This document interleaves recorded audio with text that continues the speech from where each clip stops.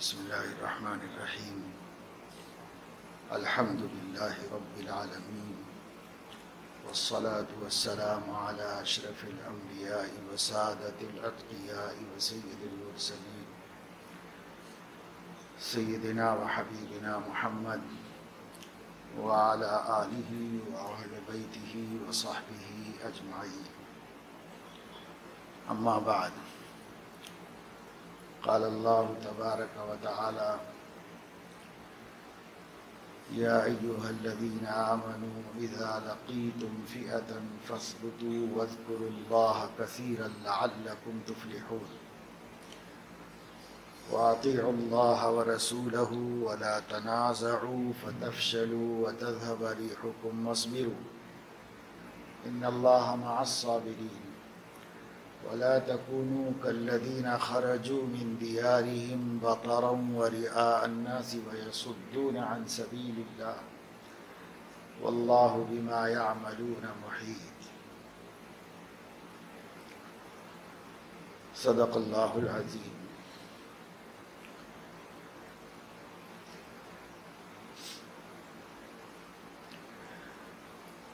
مختلف زمانوں میں مختلف حالات ہوتے ہیں. حالات کے اعتبار سے آدمی کو حکمت عملی بنانا چاہیے اور طریقہ کار مقرر کرنا چاہیے.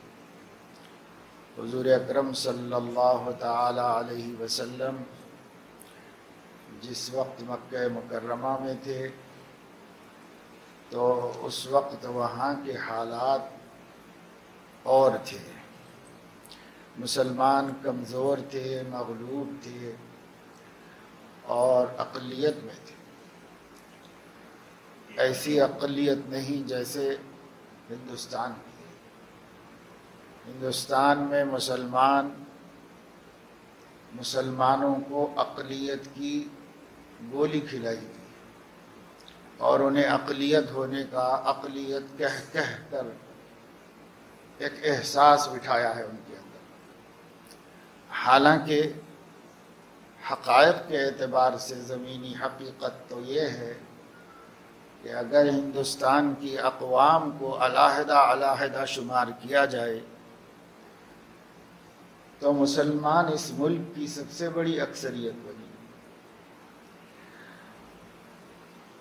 اگر مسلمان نہیں بنیں گے تو زیادہ سے زیادہ دلت بنیں گے. دلتوں کو ان کے قبیلوں میں بانٹا جائے تو پھر ایک ہی قوم رہ جاتی ہے جو اس ملک میں سب سے زیادہ ہے. اس لیے کہ مسلمانوں میں نسلیں نہیں ہیں، گروپ نہیں ہیں علیحدہ. ایک ہی قوم ہے، باوجود نظر و فکر کے چھوٹے موٹے اختلافات کے سب ایک قوم کہلاتی ہے. اس لیے سب سے بڑی تعداد اس ملک میں قوموں کے اعتبار سے بانٹ کر دیکھا جائے تو مسلمانوں کی. لیکن یہ ایک بنا بنایا منصوبہ تھا کہ ان کو اتنی دفعہ اقلیت کہو کہ انہیں خود اقلیت ہونے کا احساس ہو جائے. تو ہمارے اندر بھی یہ احساس پیدا ہو گیا کہ ہم ملک میں اقلیت ہیں، یعنی مغلوب ہیں، کمزور ہیں. یہ ہمارا احساس ہے. پھر اقلیت بھی ہیں تو اقلیت کی تعداد کتنی ہے اس پر کبھی گفتگو ہوتی نہیں اور عوام کی نظر جاتی نہیں. مختلف ملکوں میں ہم اقلیتوں کا تناسب دیکھیں تو کہیں پر مسلمان 1% ہیں، کہیں مسلمان 2% ہیں، 3% ہیں، 4% ہیں. وہ وہاں کی اقلیت ہے. لیکن یہاں مسلمان ملک کے اندر کتنے فیصد ہیں اس اعتبار سے دیکھا جائے تو مسلمانوں کو اپنے آپ کو اقلیت نہیں سمجھنا چاہیے. تعداد کے اعتبار سے اتنی بڑی قوم، اتنی بڑی تعداد میں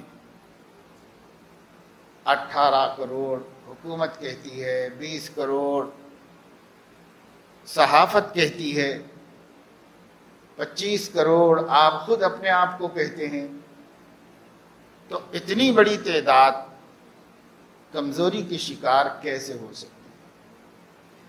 اسی وقت ہو سکتی ہے جب کہ ایک تو ان کا اعتقاد اللہ تعالیٰ کی ذات عالی پر سے ختم ہو جائے، اعتماد اور بھروسہ ختم ہو جائے،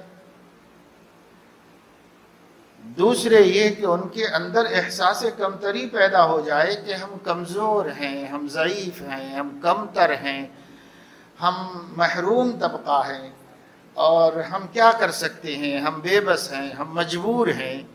جب یہ چیزیں ذہنوں میں آئیں گی تو اس کا لازمی نتیجہ یہ ہوگا کہ وہ احساس کمتری کے شکار ہوں گے، اور جو قوم احساس کمتری کی شکار ہوتی ہے وہ سماجی اعتبار سے خودکشی کی جا چکی ہوتی ہے، یعنی اپنے وجود کو ہم خود ہی ختم کر چکے ہوتے ہیں، اپنی نظر میں ہم ہی موجود نہیں ہوتے ہیں۔ اس طرح کبھی ترقی نہیں کر سکتے، کبھی خوددار زندگی نہیں گزار سکتے، کبھی اپنے آپ کو مضبوط نہیں کر سکتے۔ یہ ہماری کمزوری ہے اس ملک کے اندر کہ ہم اپنے کو نہیں پہچانتے، اپنے اسلاف کو نہیں جانتے، اپنی تاریخ کو نہیں جانتے، اور جاننا بھی نہیں چاہتے۔ کتنے حالات بدل گئے، بگڑ گئے، تب بھی مسلمانوں کو اس کا خیال نہیں آیا کہ وہ اپنے آپ کو پہچانے۔ ہم کون ہیں، ہماری حقیقت کیا ہے، ملک میں ہماری حیثیت کیا ہے، ہماری قوت کیا ہے، ہماری تاریخ کیا ہے، ہماری خدمات کیا ہیں، کسی بھی حوالے سے ہم نے اپنے آپ کو جاننا نہیں چاہا۔ اگر ہم اس ملک کے لیے اپنی خدمات کی تاریخ جانیں کہ مسلمانوں نے اس ملک کی کتنی خدمت کی ہے اور کتنے احسانات کیے، تو تقابل کر کے دیکھا جائے تو جو مسلمانوں نے کیا ہے اس کا عشر عشیر بھی بعد والوں نے نہیں کیا ہے ملک کے۔ اگر ہم اپنی خدمات کے حوالے سے اپنے آپ کو جانیں تو ہمارے اندر ایک قوت پیدا ہوگی، ایک طاقت پیدا ہوگی، ہمیں اس ملک میں ایک حرف غلط سمجھا جانے کا تصور لایا جا رہا ہے۔ موجودہ حکومت، مرکز کی سرکار، اس نے ایسا ذہن ہی بنایا ہے اور یہی آئیڈیالوجی اختیار کی ہے کہ اکثریت کو خوش کرنے والی باتیں کہی جائیں اور اقلیت کو دل دکھانے والی باتیں کہی جاتی ہیں۔ بس یہ انہوں نے اپنی ایک ذہنیت بنائی ہے اور پالیسی بنا لی۔ ایسا نہیں ہے کہ جو قوت اور جو طاقت اس وقت اس ملک کی مرکزی حکومت کے پیچھے دماغ اور میموری کہی جا سکتی ہے، جس کو ماسٹر مائنڈ کہا جا سکتا ہے، اس کو ہندوستان کی تاریخ نہیں معلوم، ایسا نہیں ہے۔ وہ ہم لوگوں سے کہیں زیادہ اس ملک کی تاریخ کو جانتے ہیں، اس ملک میں مسلمانوں کے کردار کو جانتے ہیں، اس ملک میں انگریزوں کے اقتدار کو جانتے ہیں، اس سے پہلے کے حالات جانتے ہیں، اس کے بعد کے حالات جانتے ہیں۔ انہوں نے تو قرون وسطیٰ یعنی مسلمانوں کی حکمرانی سے پہلے کے دور کو نکال کے لایا ہے اور اس عہد عتیق اور قدیم زمانے کی تہذیب کو ہندوستان اس کے مطابق بنانے کا ارادہ کیا ہوا ہے، اور وہ اس کی کوشش میں مسلسل لگے ہوئے ہیں۔ تو وہ اپنے پہلے کے 200 سال نہیں جانتے، وہ بھی جانتے ہیں، اس سے پہلے کے 600 سال بھی جانتے ہیں، اور اس سے پہلے کے ہندوستان میں سے کچھ نکال کے لانا چاہتے ہیں کہ اس وقت کا جو بھارت تھا وہی بھارت دوبارہ نظر آنا چاہیے، وہی اس بھارت کی شناخت ہونی چاہیے، اور وہی اسی کے نام سے بھارت اور بھارت باسی ہونے چاہیے، ایک ہی شکل میں اور ایک ہی تہذیب کے اندر۔ تو وہ جانتے ہیں، ہم سے زیادہ جانتے ہیں، ہم سے زیادہ اس لیے کہ ہم نے کبھی جاننا چاہا ہی نہیں، ہم نے کبھی کوئی تاریخ پڑھی ہی نہیں۔ 10,000 آدمی 1,00,000 مسلمانوں کے مجمع میں اگر اعلان کیا جائے کہ جو لوگ ہندوستان کی تاریخ سے واقف ہوں اور ہندوستان میں اپنے دور اقتدار کی تاریخ سے واقف ہوں، وہ ہاتھ اٹھائیں، تو شاید 1,00,000 میں ایک بھی ہاتھ اٹھانے والا نہیں۔ ہم نے جاننا ہی نہیں چاہا، ہمیں اس کی ضرورت ہی نہیں۔ اس واسطے اگر یہ کہا جائے کہ ہم سب سے زیادہ ذہین، فطین، ہوشیار، کارآمد اور اس ملک کے لیے نہایت محسن اور مہربان قوم ہونے کے باوجود اس وقت میں ہم نہایت عہدی، کاہل، بے عمل قوم ہو گئے ہیں، تو کوئی تعجب کی بات نہیں، کیونکہ ہر شخص اس فکر میں ہے کہ بھائی اس کو وقت پہ روزی مل جائے، وقت پہ کھانا کھا لے۔ ہر شخص اس فکر میں ہے کہ بال بچے خوش رہیں، کھا لیں پی لیں، بس اس فکر میں ہے۔ کبھی قومیں صرف شخصی افکار میں زندگی نہیں گزارتی، قوموں کے سامنے، زندہ قوم کے سامنے کبھی بھی صرف اپنی روٹی کا مسئلہ نہیں ہوتا۔ غلام قوم کا یہ وتیرہ ہے اور اس کی صفت ہے کہ وہ یہ اتنے سے راضی ہیں کہ صاحب ہمارا گھر ہو، ہمارا ٹھکانہ ہو، ہمیں ستایا نہ جائے، ہمیں مارا نہ جائے، ہمیں روزی روٹی مل جائے۔ اسی پر خوش رہنے والی غلام قوم ہوتی ہے۔ آپ کے گھر کا نوکر کیا چاہتا ہے کہ اس کو وقت پہ تنخواہ مل جائے اور اس پر زیادہ بوجھ نہ ڈالا جائے۔ اب اس سے زیادہ وہ کیا چاہتا ہے؟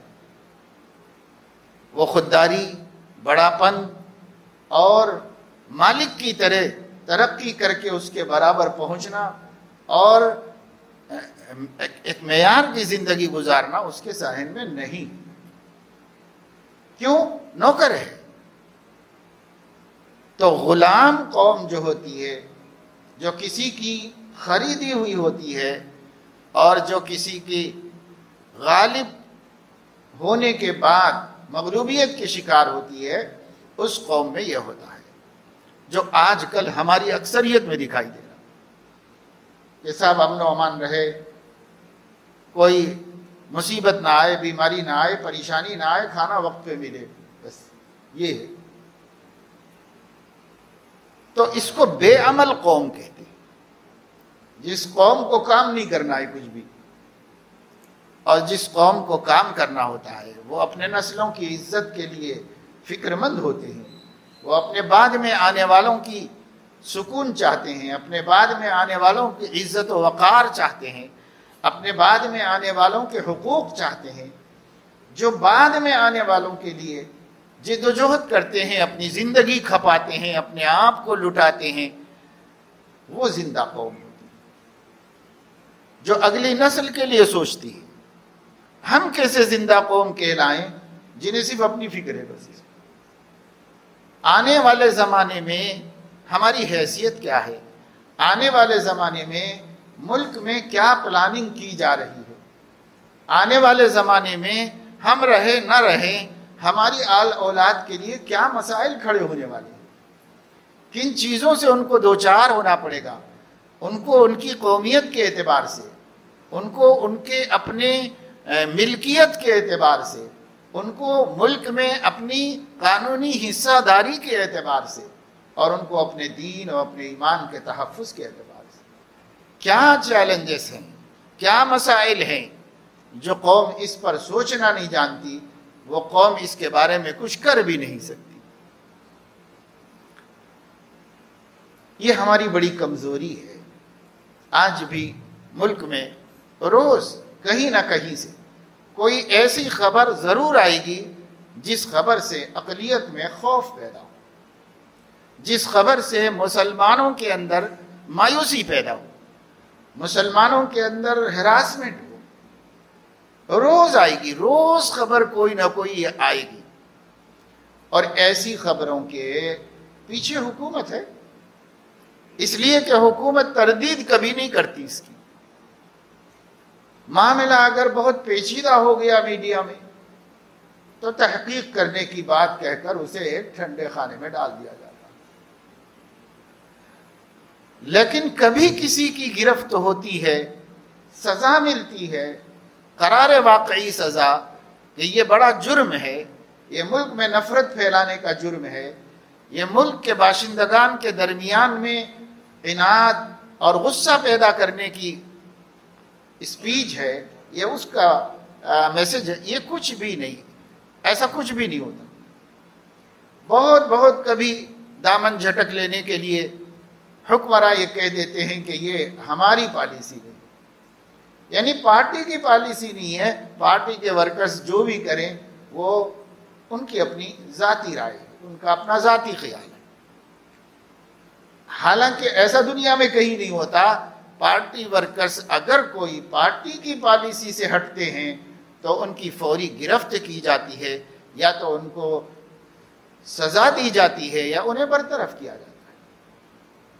لیکن یہاں صرف اتنا کہہ دیا جاتا ہے جب بڑی بات کوئی ہو جاتی ہے تو صاحب ہماری پالیسی کی یہی ہے کہ تحقیق کرائی جائے گی، بس اس سے زیادہ اور کچھ نہیں۔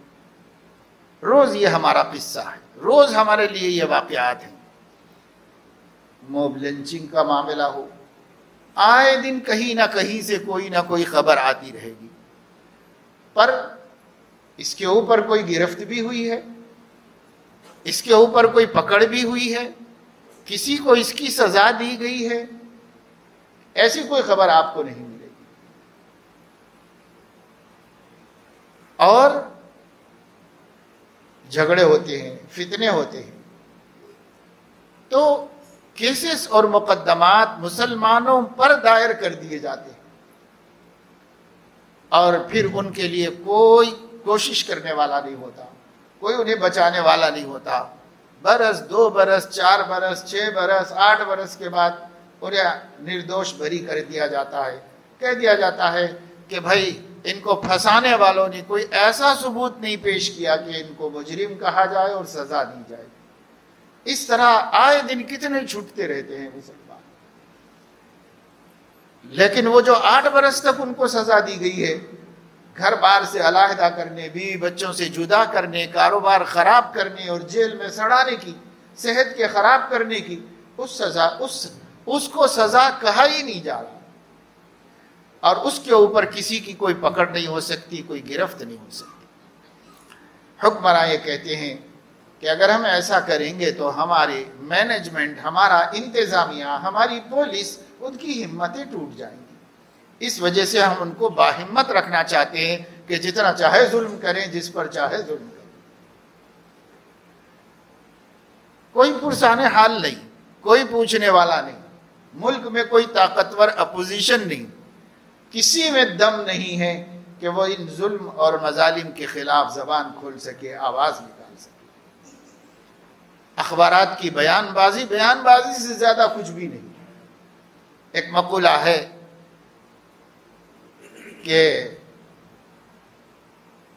صدائے صحرا، یعنی ویران صحرا میں کوئی کھڑے ہو کے پکارے تو وہی پکارے، وہی سن لے، دوسرا کون وہاں سننے والا ہے۔ اب اس وقت میں شکایت کرنے والے، مخالفت کرنے والے، غلطی بتانے والے سب لوگ صحرا میں کھڑے ہیں اور ان کی آوازیں صدائے صحرا ہیں۔ خود ہی بول لو اور خود ہی سن لو، آگے کوئی سننے والا نہیں اس کا۔ اور ایسے حالات میں ہم ایک بہت بڑی ملک کی اقلیت ہونے کے باوجود، اقلیت کہیں جو بھی کہیں، لیکن ایک بہت بڑی تعداد ملک کی، ایک بہت بڑی تعداد 18%، اتنی بڑی تعداد ہونے کے باوجود ہم لوگ کوئی طاقت نہیں ہے، ہم لوگوں کی کوئی قوت نہیں ہے، کوئی سیاست نہیں، ہمارا کام جو بھی حادثہ پیش آئے اسے سننا اور سہنا ہے، اس سے زیادہ ہمارا کوئی کام نہیں۔ شروع میں نے جو بات بتائی کہ ہمارے اوپر غلامانہ ذہنیت غالب آ گئی ہے۔ 800 سال جنہوں نے اپنے اقتدار کی ہوا چلائی، ان کی 300 سال میں ایسی حالت ہو گئی کہ کچھ بھی کہنے کی ہمت نہیں، کچھ بھی کرنے کی ہمت نہیں، ایسی حالت ہو گئی۔ بس اپنے کھانے کمانے میں مگن ہیں اور اسی کو خوشحالی کہتے ہیں کہ ہمارا اپنا کاروبار، ہمارا اپنا جو بھی ذریعہ معاش ہے وہ اچھا چلے اور ہم وقت پہ کھا لیں پی لیں، بچے خوش رہیں، اس سے زیادہ ہم نہیں چاہتے کچھ بھی۔ ہماری اکثریت تعلیم بھی نہیں دلاتی بچوں کو، نہ دین کی تعلیم نہ دنیا کی، کوئی سی تعلیم بھی نہیں دلاتی۔ ہماری اکثریت کے آوارہ بچوں کو کسی کام پر لگانا، اس کی فکر کسی کو بھی نہیں ہے۔ دیکھ رہے ہیں، افسوس کرتے ہیں۔ ہمارے پاس سرمایہ ہے، ابھی ہمارے پاس پیسہ ہے، ہمارے پاس بڑے بڑے بزنس مین ہیں، کروڑوں روپے بیکار پڑا ہوا ہے، ان کو سجھا ہی نہیں دیتا کہ پیسے کا کیا کریں۔ پیسے میں اسراف کر رہے ہیں، فضول خرچیاں کر رہے ہیں۔ ہمارے شہر میں جو بڑے بڑے شادی خانے تعمیر ہو رہے ہیں، بڑے بڑے گارڈنز بن رہے ہیں، صرف ایک وقت کے ولیمہ مسنونہ کے کھانے کے واسطے، اور اس کی ایک ایک رات کے کرائے 2 4 لاکھ 5 لاکھ 10 لاکھ 12 لاکھ 15 لاکھ روپے تک۔ اس کے لیے ہمارے پاس پیسہ ہے، اور اس کے اندر ایک وقت کے کھانے میں 32 ایٹم 35 ایٹم 40 ایٹم کی دکھاوے کے واسطے پیسہ ہے ہمارے پاس۔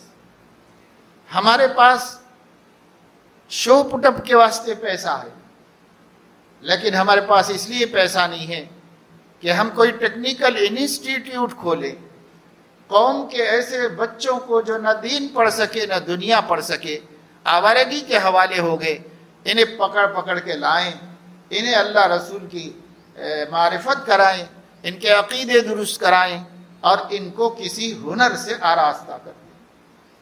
انہیں سمجھائیں کہ ہنرمند عزت کی زندگی گزارتا ہے، انہیں سمجھائیں کہ ہنرمند ہاتھ پھیلانے کا محتاج نہیں ہوتا، ہنرمند اپنے ہنر سے کما کے کھا لیتا ہے۔ اور ہنرمند بنو، سچ بولنے والے بنو، امانت دار بنو، وعدہ خلافی نہ کرو۔ اس کی تربیت دیتے ہوئے اگر 100 بچوں کو ہم نے کسی ہنر سے وابستہ کر دیا اور ایک ایک بیچ ہمارے پاس سے نکلتا چلا گیا، اور وہ لوگ اپنی روزی عزت سے کما کر عزت سے جیتے رہیں، تو یہ کتنی بڑی ملت کی خدمت ہے۔ لیکن جن کے پاس پیسہ ہے، کیا وہ کچھ سوچتے ہیں مسلمانوں کے واسطے؟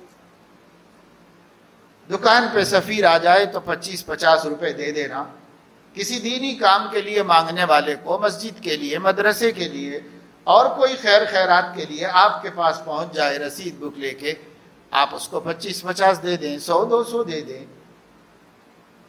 اور سمجھیں کہ میں خیر خیرات کرتا ہوں اور اسی سے میرا کام بن جائے گا، تو کیا اللہ پاک دی ہوئی اتنی ساری دولت کا حساب نہیں لے گا؟ اور اس کو بے مصرف خرچ کرنے کے بارے میں اللہ تعالیٰ نہیں پوچھے گا؟ قرآن میں کہا گیا ہے، لا تؤتوا السفهاء اموالکم التي جعل اللہ لکم قیاما۔ نادان بچے یتیم ہو گئے تو مال ان کو ابھی مت دو، اس لیے کہ وہ ناسمجھ ہیں، سفیہ ہیں۔ سفیہ جو ہے وہ فقیہ کے مقابلے میں ہوتا ہے، فقیہ سمجھدار ہوتا ہے اور سفیہ ناسمجھ ہوتا ہے۔ ناسمجھ ہیں ان کو نہیں دو. کیوں؟ کہ یہ مال جعل اللہ لکم قیاما، اللہ نے اسی مال سے تمہارا وجود برقرار رکھا ہوا ہے. تمہارا وجود، تمہاری عزت، تمہاری سربلندی اور تمہاری کامیابی اللہ نے مال سے جوڑی. جعل اللہ لکم قیاما، اسی سے تمہارا گھروندہ قائم ہے، اسی سے تمہاری فیملی قائم ہے، اسی سے تمہارا سماج قائم ہے، اسی پیسے سے تمہاری عزت برقرار ہے، اسی سے سب کچھ ہے. تو جعل اللہ لکم قیاما، ایسا مال بچوں کو دے کر ہلاک مت کرو. لیکن یہ بات یتیم چھوٹے بچوں کے لیے قرآن نے بیان کی تھی، اور اس وقت اگر دیکھا جائے 40 برس کے ہو گئے، 50 برس کے ہو گئے، 60 برس کے ہو گئے، سفیہ ہی ہیں، ابھی تک سمجھدار نہیں، ابھی تک سمجھدار نہیں ہوئے، ابھی تک سفیہ ہیں، ابھی تک نادان اور بے وقوف ہیں کہ مال کیسے خرچ کیا جائے، مال کتنی بڑی دولت ہے، مال سے کتنے مفاد وابستہ ہیں، مال سے کیا کیا تبدیلیاں آ سکتی ہیں، مال سے کتنا انقلاب برپا کیا جا سکتا ہے. کچھ بھی ان کو فکر نہیں ہے کہ ہم کیا کریں اس کے لیے. مال کو ضائع کر رہے ہیں اور جیسے آگ میں پھونک رہے ہو اس طرح اسے خاک استر کر رہے ہو، جلا کے برباد کر رہے. کم سے کم دنیا یہ دیکھتی کہ یہ مسلم قوم ہے، جو سمجھدار قوم ہے، اپنے مال کا صحیح استعمال کرتی ہے، اپنے مال کا غلط استعمال نہیں کرتی. یہی کوئی خوبی ہماری دنیا کے سامنے آ جاتی. لیکن ہم دیکھتے ہیں کہ شادی بیاہ کے موقع پر غیر مسلموں کے ہاں بھی وہ اسراف و تبذیر نہیں ہے جو اسراف و تبذیر ہم مسلمانوں میں ہیں، بالخصوص حیدرآباد کے مسلمان. اس لیے کہ میں نے اور دوسرے بڑے شہروں میں اتنا زیادہ اسراف اور اتنی زیادہ نمائش نہیں دیکھی جتنی ہمارے حیدرآباد میں. اب حیدرآباد کو دیکھ کے ڈسٹرکٹ میں بھی شروع کر کہ حیدرآباد جیسے شادی خانے جگہ جگہ سفروں میں اب ڈسٹرکٹوں کے باہر بھی نظر آ رہے ہیں، شہر کے باہر بڑے بڑے شادی خانے بن رہے ہیں. وہ کب بن رہے ہیں؟ حیدرآباد میں بننا شروع ہوئے 30 سال پہلے. اب ہم 1-2-3 سال سے دیکھ رہے ہیں کہ اضلاع میں بھی لوگوں میں یہ ذوق بن رہا ہے، یہ شوق بن رہا ہے، کیونکہ رشتہ داروں کے ہاں یہاں آتے ہیں تو دیکھتے ہیں کہ صاحب ایسی ایسی حماقتیں ہو رہی ہیں، ایسی حماقتیں ہمیں بھی کرنا چاہیے، پیسہ تو ہمارے پاس بھی ہے، پیسہ ہمارے پاس بھی ہے، ہمیں کیوں نہیں کرنا چاہیے. تو جو کل تک محفوظ تھے آج ہمیں دیکھ دیکھ کر کے وہ بھی بگڑ رہے ہیں اور وہ بھی خراب ہو رہے ہیں. تو میرے عزیزو دوستو، یہ حالات اس وقت جو ملک میں چل رہے ہیں اور جس سے آپ کو ذہنی طور پر ٹارچر کرنا مقصود ہے، اپنی سیاست چمکانا ہے، آپ کو مجبور رکھ کر، آپ کو دکھ میں رکھ کر، آپ کو ذہنی تناؤ میں رکھ کر اور ٹینشن میں مبتلا کر کے اپنی سیاست کرنا ہے. یہ سیاست کا ایک نظریہ بنایا گیا ہے اور اس نظریے پر عمل کیا جا رہا ہے. ایسے وقت میں خود ہمارا اپنا کام کیا ہے؟ تو ہم اپنے آپ پر نظر ڈالتے ہیں، قوم کی صورتحال دیکھتے ہیں، تو ایسا نہیں لگتا کہ ہم ان حالات کا مردانہ وار مقابلہ کر کے، حکمت کے ساتھ اپنی پلاننگ کر کے، منصوبہ بندی کر کے ہم ایک ایسے طریقے پر نکل جائیں مشکل گھڑیوں سے کہ ہمارے نہ دین کا نقصان ہو اور نہ ہماری دنیا اور ہمارے قومی منفعت کا نقصان. اس کے لیے سوجھ بوجھ کی ضرورت ہے، اس کے لیے فکر کی ضرورت ہے، اس کے لیے ایک بیدار دماغ کی ضرورت ہے. لیکن وہ تو کچھ بھی ہمارے پاس ہے نہیں. ہے اللہ نے بہت دیا ہے، ایک سے ایک پڑھا لکھا موجود ہے، ایک سے ایک مالدار موجود ہے، ایک سے ایک موروثی جائیدادوں کا مالک موجود ہے. کروڑوں کروڑ روپے، سینکڑوں کروڑ، ہزاروں کروڑ کے مالکین بھی مسلمانوں میں موجود ہیں، ہمارے شہر میں موجود ہیں، جن کی جائیدادوں کی قیمت لگائی جائے تو ہزاروں کروڑ روپے ہو جائے، اور خود ان کو اپنے لیے، اپنے بچوں کے لیے اس کے 10% کی بھی ضرورت نہیں، لیکن انہیں نہیں ہے ملت کا غم، ان کے دل میں نہیں ہے اس امت کے لیے کچھ کرنے کا احساس۔ اگر ہوتا تو وہ قوم کی ترقی کی فکر کرتے، حکمراں نہیں کرتے، حکمراں نظر انداز کر رہے ہیں۔ اس ملک میں کل تک جن کو نہایت حقیر ذلیل سمجھا جاتا رہا اور آج بھی سمجھا جاتا ہے، اگرچہ کہ قانوناً ان کو حقیر کہنے کی اجازت نہیں، کیونکہ قانون میں ملک کا ہر شہری حق کے اعتبار سے برابر حق رکھتا ہے، اس لیے کسی کو حقیر کہنے کا قانوناً کسی کو حق نہیں ہے، لیکن عملاً جو ہو رہا ہے ہو رہا ہے۔ لیکن اس کے باوجود ہم یہ کہہ سکتے ہیں کہ اس ملک کے اندر جو سب سے گری پڑی، کمزور سمجھی جاتی رہی ہے تاریخ میں، جو قوم بھی اس کو لے کے دیکھ لو تو وہ بھی ترقی کی راہ پر گامزن ہے، وہ بھی آگے بڑھ رہی ہے، ان کے قائدین ان کو آگے بڑھا رہے ہیں، سرکار ان کے اوپر دست شفقت رکھی ہوئی ہے، ان کے لیے روزگار کے سورسز اور ذرائع بآسانی بن جاتے ہیں، بسہولت۔ وہ جب چاہیں لون لے لیں اور وہ جب چاہیں گاڑیاں خرید لیں، بآسانی ہر چیز ان کو میسر ہے، ان کے لیے سبسڈیز ہیں، ان کے لیے گھر بنانے کو مدد کی جا رہی ہے، جانور خریدنے کو مدد کی جا رہی ہے، گاڑیاں لے کر چلانے کے لیے مدد کی جا رہی ہے، ہر کوئی چیز ہے۔ اب اگر یہاں پر مسلمان ہے تو اسے خود اپنے بلبوتے پر اپنی زندگی بنانی، اس کے لیے ہم لوگ جب تک ہوش میں نہیں آئیں گے اور اللہ کے دیے ہوئے مال کو اللہ کے بندوں کو ڈیولپ کرنے پہ خرچ نہیں کریں گے، اور کسی بھی غریب کی اولاد کو اپنی مستقبل میں خدا نخواستہ غریب ہو جانے والی اولاد کے تصور کے ساتھ اس جیسا نہیں سمجھیں گے، ایسی ہمدردی نہیں ہوگی، تو پھر ایسی صورت میں کیا؟ اللہ تعالیٰ نے قرآن مجید میں ارشاد فرمایا ہے کہ اگر کوئی چھوٹے بچے چھوڑ کے تمہارا بھائی مر جائے تو تم ان کے بارے میں یہی سوچو کہ اگر میں مر جاتا چھوٹے بچے چھوڑ کے تو میں لوگوں سے کیا چاہتا کہ لوگ اس سے کیسا سلوک کریں۔ تو جو تم چاہتے تھے، اللہ کا کرم ہے کہ تمہیں تو نہیں پیش آئی ایسی مصیبت، لیکن ایک بھائی کو پیش آئی ہے، اس کے بچوں کے ساتھ وہی کرو جس کے بارے میں تم سوچتے تھے کہ اگر میں مر جاؤں تو میرے بچوں کے ساتھ لوگوں کو، رشتہ داروں کو کیا کرنا چاہیے؟ کیا انہیں ذلیل و خوار کرنا چاہیے؟ کیا انہیں بے سہارا کر دینا چاہیے؟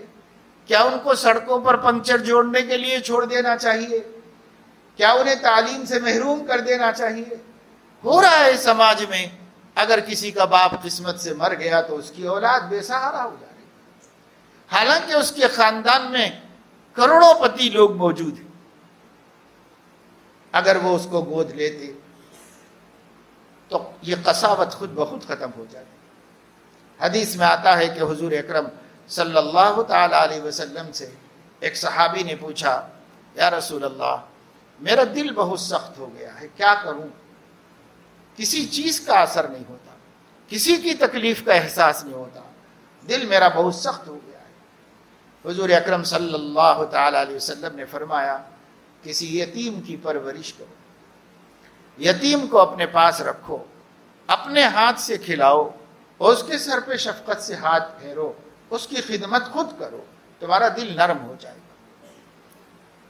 چنانچہ صحابہ کہتے ہیں ان صحابی نے اس پر عمل کیا، اور ہم ہمارے سماج میں ان سے زیادہ نرم دل کسی کو نہیں پاتے۔ تو آج ہم قساوت قلبی میں مبتلا ہیں، ہمارا دل سخت ہو گیا، ہم خواہ بخواہ 50 لاکھ روپے کا ولیمہ کر رہے ہیں، جبکہ ہمارے بہن کے بچوں میں، بھائی کے بچوں میں، خاندان میں ایسی بچیاں موجود ہیں جن کی غربت ان کے نکاح کا سبب، نکاح سے محرومی کا سبب بن رہی ہے۔ یہ دل سخت ہے نا، تبھی رحم نہیں آیا۔ اگر دل سخت نہ ہوتا تو ہم اس کے ساتھ اپنے ہی گھر کے اپنے ہی خون کی 10 بیٹیاں اور بٹھا کر انہیں بھی بیاہ دیتے اور سب کو ایک جیسا بیاہ دیتے کہ کیا فرق پڑنے والا ہے۔ آپ ایسا کر کے تماشا کر کے کرو جس میں لاکھوں روپے بیکار گئے تو بھی وہی شادی ہے، اور اگر آپ سادگی سے کرو تو وہی شادی، کیا فرق پڑنے والا ہے؟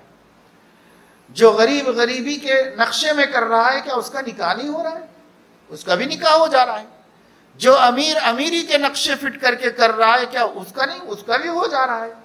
بلکہ بسا اوقات جہاں اس قسم کی حماقتیں ہوئیں وہاں مستقبل میں تلخیاں پیدا ہو گئی اور کامیاب زندگی نہیں مل سکی، اور غریب کامیاب جی رہے ہیں، آرام سے زندگی گزار رہے ہیں۔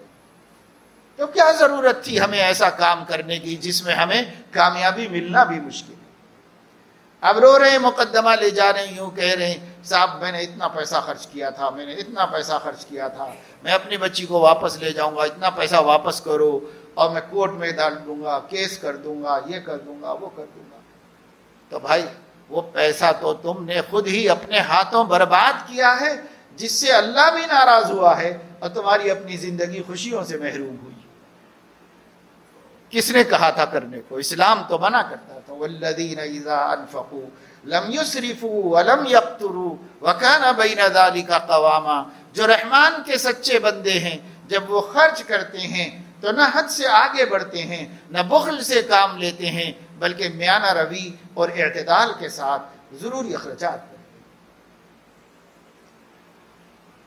لیکن ہمارا پیسہ کہاں برباد ہو رہا ہے، کہاں ضائع ہو رہا ہے؟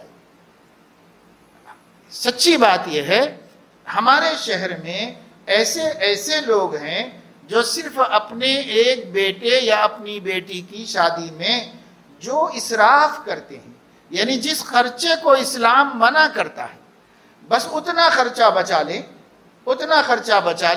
تو وہ ایک ایسا کوئی سبھی ایک چھوٹا سا انسٹیٹیوٹ کھول سکتے ہیں، کوئی جگہ لے کے، کوئی شیڈ ڈال کے ایک سکھانے والے کو رکھ دیں، اور اس کے بعد بچوں کو یہاں الیکٹریشین بنا دیں، موٹر میکینک بنا دیں، موٹر سائیکل میکینک بنا دیں، اے سی میکینک بنا دیں، اس کے اندر کسی کو کوئی ہنر ٹیلرنگ سکھا دیں، اس کے اندر ان کو کوئی اور آسان چھوٹے موٹے پیشے ہیں۔ کتنے لوگ ہیں صرف ہوائی چپلوں کے اندر تسمے لگانے کا کام کرتے ہیں اور یہ تسمے لگا کر کے کما رہے۔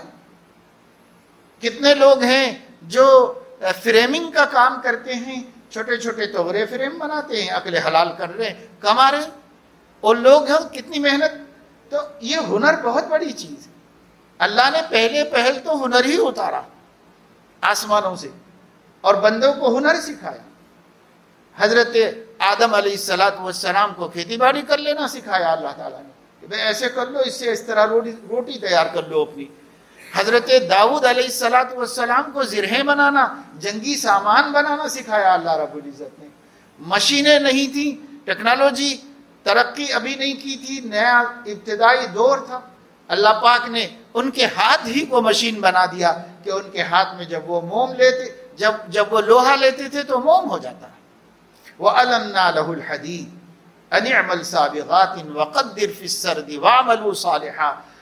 ہم نے داؤد علیہ السلام کے لیے لوہے کو نرم کر دیا اور ان سے کہا کہ اس سے زرہیں بناؤ اور اس سے کچھ کر کے اپنے روزی کا انتظام کرو، اچھے کام کرو، اعمال صالحہ کرو۔ یہ وہ پیغمبر ہے جو عالی شان بادشاہ بھی تھا، اور عالی شان بادشاہ ہونے کے باوجود اپنے محنت کی کمائی سے اپنی روزی کا انتظام کرتے تھے، سرکار کے خزانے سے کچھ نہیں۔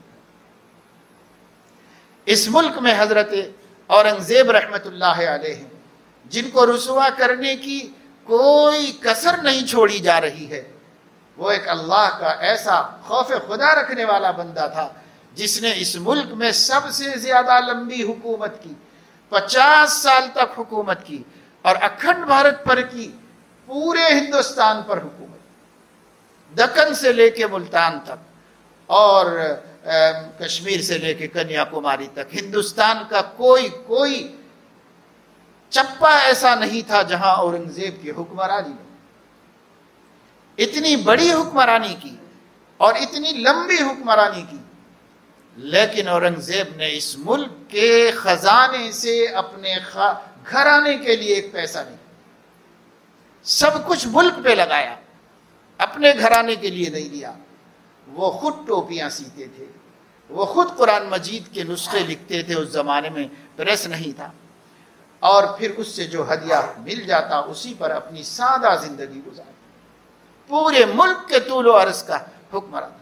آج کسی کو مل جائے اتنی بڑی حکمرانی تو ملک میں کچھ بھی باقی نہیں رکھیں گے، اب کیا باقی رکھا ہوا ہے؟ یہ اللہ تعالیٰ نے سکھایا کہ اپنی محنت کرو تو بادشاہوں نے بھی اپنی محنت سے کمایا۔ اس کی تعریف ہمارے نبی صلی اللہ علیہ وسلم نے کی اور فرمایا لوگوں کسب حلال کا اہتمام کرو، اور کوئی بندہ اپنے بازو کی قوت سے زیادہ پاکیزہ کمائی نہیں کھاتا ہے، اور اللہ کے نبی داؤد بھی اپنی محنت کی کمائی سے کھاتے تھے علیہ الصلاۃ والسلام۔ ہمارے نبی نے ان کی تعریف کر کے اپنی امت کو بیکار رہنے سے منع کیا۔ ہنر سیکھو، نہیں پڑھ سکے، بڑے بڑے ڈگریوں تک نہیں پہنچ سکے، نہیں چلا ذہن، کوئی بات نہیں۔ بہت سے لوگ ہیں جن کی پڑھائی میں تو ذہن نہیں چلتا لیکن ٹیکنک میں اتنا ذہن چلتا ہے کہ اچھے اچھے پڑھے لکھوں کو پیچھے چھوڑ دیتے ہیں۔ بھائی جدھر اپنا دماغ چلے ادھر لگاؤ اور خود مختار بنو، اپنے پیروں پہ کھڑو، اپنے کو دنیا کی ضرورت بناؤ۔ جب ضرورت بنتی ہے کتنا متعصب ہوگا، کتنا خون کا پیاسا ہوگا، اگر آپ اس کی ضرورت ہے تو وہ آپ کو لیے بغیر اور آپ سے مدد لیے بغیر کام نہیں چلا سکتا۔ کتنے لوگ ہیں ہماری نظر میں جو ہنرداں ہیں، وہی سماج میں جن چیزوں کی ضرورت پڑتی ہے اور اس کے ساتھ ساتھ ماشاءاللہ نماز کے پابند بھی ہیں، دیانت دار بھی ہیں، وعدہ خلافی نہیں کرتے۔ ان لوگوں کا حال یہ ہے کہ خوب کما رہی، اللہ کے فضل سے بڑے بڑے بلڈر، مسلم ہی نہیں بڑے بڑے غیر مسلم بلڈر انہی کے انتظار میں ہے کہ صاحب وہ بلڈنگ ختم ہو جائے تو آپ لوگ ادھر آ جائیے، یہ ختم ہو جائے تو آپ ادھر آ جائیے۔ اور وہ یہ نہیں دیکھ رہے ہیں کہ صاحب ہم کو ان سے اختلاف ہے یا ہم کو دشمنی ہے، نہیں دیکھ رہے، دشمنی نکال رہے ہوں گے کسی دوسرے طریقے سے، لیکن جس کی ضرورت ہے اس کے مذہب کو نہیں دیکھ رہے ہیں کہ یہ کس مذہب کا ماننے والا ہے، ہمیں ضرورت ہے، بس اس کی ضرورت ہے۔ ایسی بھی ہمارے سامنے مثالیں ہیں کہ طبیعت کے اعتبار سے بڑے متشدد اور سخت ہیں، لیکن ایک ہنرمند ڈرائیور ان کے پاس ہے، مسلمان ہے۔ انہوں نے خود مجھے بتایا کہ ہمارے ساتھ جاتے ہیں یہ لوگ اور بہت متعصب قسم کے یہ جو ہے ریئل اسٹیٹ کا کاروبار کرنے والے لوگ ہیں، تو گاڑی لے کر میری گاڑی میں گھومتے ہیں، ہر جگہ جاتے ہیں آتے ہیں۔ جب کبھی نماز کا وقت ہوتا ہے تو میں ابھی سوچتا ہی رہتا ہوں، وہ لوگ خود سے کہہ دیتے ہیں کہ دیکھو آپ کہیں دیکھ لو نماز کہاں پڑھو گے، اپنے حساب سے نماز کے لیے رکو، ہم لوگ چائے وائے پی لیں گے تم نماز پڑھ لینا، خود سے پیشکش کرتے۔ کتنے لوگ ہیں نوجوان ہیں اور ایک ایسے ملک میں جہاں مسلمانوں کی، دینداروں کی شکل سے نفرت ہے، لیکن ہنرمند ہے اور اس ہنر کے سے اتنے متاثر ہیں کہ پوری کمپنی میں کسی کو عبادت کرنے کی اجازت نہیں، لیکن اس مسلم نوجوان کو خود کمپنی نے مسلح دیا ہے کہ آپ نماز پڑھ لیا کریں، نماز کے لیے آپ ادھر ادھر مت جائیں، یہیں پر آپ کہیں نماز پڑھ لیا کریں تاکہ کام ہمارا اچھا چلے۔ کیونکہ آدمی میں اس لیے بار بار کہہ رہا ہوں، اپنے کو لوگوں کی ضرورت بناؤ، ہم لوگوں کی ضرورت بن جائیں تو پھر لوگ ہم سے تعصب بھی نہیں کر سکتے۔ اپنی ضرورت کے خاطر ہم سے دوستی کرنا پڑے گا، اپنی ضرورت کے خاطر ہم سے کام لیں گے، وہ انہی کے ذریعے اللہ ہماری روزی کا انتظام کرے گا اور انہی کے ذریعے سے اللہ پاک ہماری مشکلات کو دور کرے گا۔ لیکن بے عمل قوم کو کون اوپر لا سکتا ہے اور کون ترقی دے سکتا ہے؟ سوچنے میں مہینوں نکلتے، مہینوں نے برسوں نکل رہے ہیں، ابھی سوچتے ہی ہیں ہم کہ کیا کرنا چاہیے، کیا کرنا چاہیے، کیا کرنا چاہیے، برسوں نکلتے۔ یہ ہماری بے روزگاری، یہ ہماری بے عملی اور یہ ہماری کاہلی کیسے ہمارے ملک کے حالات سے ہم آہنگ کر سکتے ہیں، کیسے ہم اپنے مسائل کو حل کر سکتے ہیں، اور کیسے ہم اپنی قوم کے غریبوں کے مسائل کو حل کر سکتے ہیں۔ اس لیے میرے دوستو، سب لوگ تو مالدار کبھی نہیں ہوں گے۔ اللہ کا نظام یہ ہے، اللہ یبسط الرزق لمن یشاء ویقدر، اللہ جس کے لیے چاہتا روزی بڑھاتا ہے اور جس کے لیے چاہتا ہے گھٹاتا ہے۔ ہر سماج میں یہی ہوتا ہے، ہمارے میں ہی نہیں ہے۔ کسی قوم کو دیکھ لو ملک میں، کچھ لوگ مالدار ہیں، کچھ غریب ہیں، کچھ لوگوں کے پاس ذرائع ہیں پھر بھی نہیں کماتے، کچھ لوگوں کے پاس ذریعے نہیں ہیں مگر چوطرف سے کما رہے۔ تو یہ اللہ کا نظام ہے، اس نظام سے ہم ٹکرا نہیں سکتے۔ یہی نظام تھا، یہی ہے اور یہی آئندہ بھی رہے گا۔ بڑی بڑی حکومتوں نے معاشی برابری کے نظام لائے اور وہ نظام فیل ہو گئے اور اس میں وہ کامیاب نہیں ہو سکے۔ یہ نہیں چلے گا، یہ اللہ کا نظام ہے، یہ ایسا ہی رہے گا۔ البتہ اللہ نے جنہیں زیادہ دیا ہے ان کو فرمایا ہے وَفِي أَمْوَالِهِمْ حَقٌّ لِلسَّائِلِ وَالْمَحْرُومِ، تم کو ہم نے پورا کا پورا تمہارے لیے نہیں دیا ہے، بلکہ تمہارے اموال میں ان لوگوں کا بھی حق ہے جو اپنی ضرورت مانگ کے پوری کر لیتے ہیں، اور ان کا بھی حق ہے جو عزت کی وجہ سے ہاتھ نہیں پھیلا سکتے، ان کا بھی حق ہے تمہارے مال میں۔ جب قرآن میں اللہ نے مالداروں کے مال میں عزت دار غریبوں کا حق رکھ دیا ہے تو ان کو ڈھونڈنا ہے۔ کیسے ڈھونڈیں گے؟ اللہ تعالیٰ نے فرمایا کہ وہ تو کسی سے مانگتے نہیں، وہ کسی سے بولتے نہیں، لیکن تعرفہم بسیماہم، تم ان کے چہروں سے ان کی پریشانیاں پہچان سکتے ہو اور پہچان کر تم ان کی مدد کر سکتے ہو۔ کون سی آنکھ چہرے پر خوشحالی ہے یا غم سے دل بھرا ہوا ہے؟ کون سی آنکھ دیکھ سکتی ہے؟ جو آنکھ اندھی ہو گئی ہے وہ کیسے دیکھ سکتی ہے؟ ہماری آنکھیں تو ہوس سے اندھی ہو گئی، ہماری آنکھیں تو حرص سے اندھی ہو گئی ہیں، ہماری آنکھوں پر جو ہے خود غرضی کے پردے پڑ گئے ہیں۔ جدھر سے بھی آئے میرے پاس آئے اور جدھر سے بھی آئے وہ میرے لیے آئے۔ اب میں دوسرے کے لیے سوچنے نہیں سکتا، کبھی مجھے سوچنا نہیں آتا۔ میں لینے والا ہاتھ ہی رکھتا ہوں، میں دینے والا ہاتھ جانتا ہی نہیں کہ کیسا ہوتا ہے۔ میرا جب یہ حال ہوگا تو ہماری آنکھوں پہ پردہ پڑ گیا ہے حرص و ہوس اور حب مال کا، تو ہم تعریفہم بسیماہم، تم چہرے دیکھ کے پہچان لو گے کہ کتنا پریشان ہے۔ کون سی آنکھیں پہچانیں گی؟ صحابہ کی آنکھیں پہچانتی تھی، نیک لوگوں کی آنکھیں آج بھی پہچانتی ہیں۔ وہ آدمی کو دیکھ کے اس کی مشکلات کو سمجھتے ہیں اور اس کے لیے کوئی عزت کے ساتھ راستہ بنا دیتے۔ لیکن مالداروں کی آنکھیں کیسے دیکھیں گی کہ غریب کون ہے؟ کس کی اپنے خاندان کے نہیں نظر آ سکے تو باہر کے لوگوں کو ہم کیا دیکھیں گے اور پہچانیں گے؟ اس لیے میرے دوستو بزرگوں، حالات ایسے نہیں ہیں کہ ہم اسی طرح رہیں۔ میں نوجوانوں سے نہایت درد مندانہ اپیل کرتا ہوں، حالات ایسے نہیں ہیں کہ آپ ایسے ہی رہیں، حالات ایسے نہیں ہیں کہ آپ باپ کی دولت کے اوپر مطمئن بیٹھے رہیں، یہ حالات ایسے نہیں ہیں۔ حالات یہ ہے کہ ہم میں سے ہر ایک انسان جو اس وقت پڑھائی بھی نہیں کر رہا ہے اس پر لازم ہے کہ وہ اپنے اخراجات کا بندوبست کرے۔ جو پڑھ بھی رہا ہے اگر نوجوان ہے کوشش کرے، ابا دے رہے ہوں گے پھر بھی کوشش کرے کہ میں ابا کے مال کے بجائے اپنا خرچ خود کیسے نکال سکتا ہوں، اس کی کوشش کرے۔ اپنے آپ کو مال کمانے والا بناؤ۔ دین ایمان کی حفاظت کی بھی بڑی مشکل ہو جائے گی اگر ہم ہمارے پیر پہ نہیں کھڑے ہوئے ہوں گے۔ ہمیں اپنے پیر پہ کھڑے ہونا چاہیے، ہمیں اپنے بچوں کو سکھانا چاہیے۔ ہمارے بچے 18 20 25 30 برس تک بھی بے روزگار ہیں، ان کو سکھانا چاہیے۔ ماں باپ کی محبت یہی نہیں ہے کہ اپنے بچوں کو پر پالتے رہیں، بلکہ سچی محبت یہ ہے کہ خود ان کو پلنا سکھائیں کہ وہ اپنے آپ کیسے پل سکتے ہیں، وہ اپنے آپ کیسے اپنے پیروں پہ کھڑے ہو سکتے ہیں۔ پیارے آقا صلی اللہ علیہ وسلم دریا دل تھے، سب کچھ دے دیتے تھے، خود کہتے تھے کہ اگر کچھ ہوگا تو تمہیں کھلائے بغیر نہیں کھاؤں گا، مگر اس کے باوجود لوگوں کو ہنر سکھاتے تھے، لوگوں کو کمانے کی ترغیب دیتے تھے۔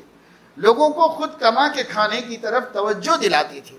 ہماری کاہے کی محبت ہے کہ بس کھلا رہے ہیں گھر میں بیکار پڑا ہوا ہے؟ یہ کاہے کی محبت ہے؟ یہ محبت نہیں۔ ہاں کبھی ایسا ہوتا ہے کہ ہم لوگ ٹوکتے ہیں تو تذلیل کرتے ہیں۔ یاد رکھو اپنی اولاد کو بھی ذلیل کرنا منع ہے۔ اکرموا اولادکم، ہمارے نبی نے فرمایا اپنی اولاد کی عزت کرو، ذلیل مت کرو، ایسی باتیں مت کہو جس سے اس کے دل میں نفرت پیدا ہو، بلکہ محبت سے، شفقت سے، پیار سے سمجھاؤ، بیٹا دیکھو حالات ایسے ہیں اور ہم نے اتنی مشقت کی، یہ ہم اس لیے نہیں بول رہے ہیں کہ تمہارا دل دکھائیں، بلکہ اس لیے بول رہے ہیں کہ تمہارا حوصلہ بڑھائیں، تمہاری ہمت بڑھائیں، اس لیے ہم حالات بتاتے ہیں۔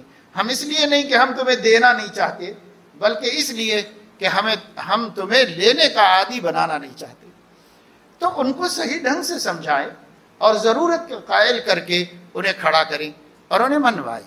بسا اوقات ایسے تجربے ہوئے کہ باپ اس ذلت کے ساتھ بولتا ہے کہ وہ اپنے آپ کو حقیر سمجھ کر پھر وہ گھر والوں سے بھی متنفر ہو جاتا ہے اور ضدی بن جاتا ہے۔ تو ایسا بھی نہیں ہونا چاہیے، طریقہ اچھا اختیار کریں اور سمجھانے سے کوئی بھی سمجھ سکتا ہے۔ اس لیے اس سلسلے میں جد و جہد کی جائے، کوشش کی جائے، اور ہم ایک تو معاشی اعتبار سے خود مکتفی بننے کے لیے کوشش کریں۔ رونا روتے بیٹھنے سے کچھ نہیں ہوتا، کام کرنے سے کام ہوتا ہے، محنت کرنے سے اللہ عطا فرماتا ہے۔ اللہ نے رزق کی ذمہ داری لی ہے، جب ہم تدبیریں کریں گے تو اللہ اس میں برکت دے گا۔ تھوڑا دینا ہوگا تو تھوڑا دے گا، زیادہ دینا ہوگا تو زیادہ دے گا۔ ہم اللہ کی تقدیر سے راضی ہیں، لیکن ہم کوشش تو زیادہ سے زیادہ کے لیے کریں۔ خدا سے مانگنے میں ذلت نہیں ہے، مخلوق سے مانگنے میں ذلت ہے۔ اللہ سے مانگیں، اللہ سے طلب کریں، کوشش کریں، تدبیر کریں، اور کوئی بیکار نہ رہے، اور پھر اس کے بعد اپنے اس مال سے اپنی ضرورتیں پوری کریں خودداری اور عزت کے ساتھ، اور اپنے خاندان کی، اپنے پڑوسیوں کی ضرورتوں کو دھیان میں رکھیں اور اس کو پورا کریں۔ جب ہم ایک زندہ قوم بنیں گے، جب ہمارے اندر دوسرے کا احساس پیدا ہوگا، جب ہم زندہ قوم ہوں گے۔ زندہ قومیں جیتتی ہیں، ہارتی نہیں۔ اللہ اپنے فضل و کرم سے ہمیں اس کی سمجھ نصیب فرمائے، شعور عطا فرمائے، حالات کو سمجھنے، دیکھنے اور اس کے سلسلے میں متیقظ و بیدار زندگی گزارنے کی توفیق عطا فرمائے۔ ہماری غفلتوں کو ختم فرمائے، ہماری بے حسی کو ختم فرمائے اللہ تعالیٰ۔ اللہ پاک جن خطرات کا اندیشہ دیکھنے والی آنکھوں کو لگا ہوا ہے، اللہ پاک ان خطرات سے اس ملک کی بھی حفاظت فرمائے، اس ملک کی اقلیتوں کی بھی حفاظت فرمائے۔ آمین۔ وآخر دعوانا الحمد للہ رب العالمین۔